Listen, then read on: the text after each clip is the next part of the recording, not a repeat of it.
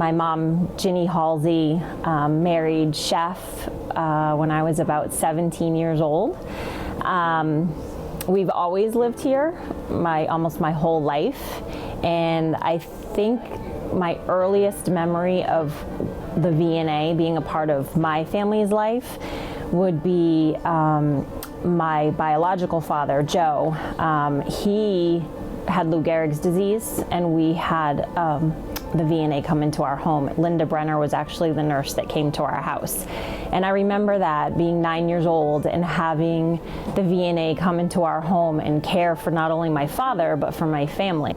He since passed, and years later, my mom and Chef joined, and his wife, I believe also, Louise, was part of the V&A services. She received services at home too. So both families were impacted by the genuine caring of the V&A. So I also remember as a young child going to do the child clinics that the V&A would offer to community members.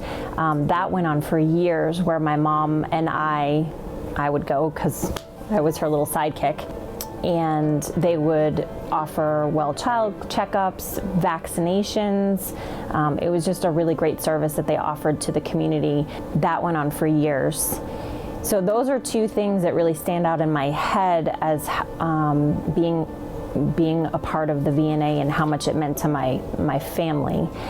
Then as the years went on, my mom volunteered at the Renaissance shop, and Chef just kind of tagged along with my mom and was just always part of that team.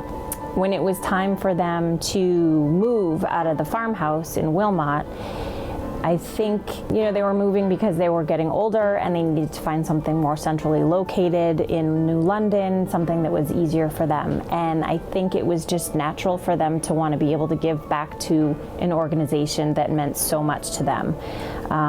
So that is how they decided that what better organization to donate the house to than Lake Sunapee V&A. They loved their community. They loved where they lived. They loved their gatherings of family and friends. And what better place around here? I mean, it's beautiful, and they enjoyed their summers on Pleasant Lake, going to the Barn Playhouse. They just adored this area and adored the people that lived here. And I think that's why I personally came back to live here, is why wouldn't I? It's an amazing place to raise a family.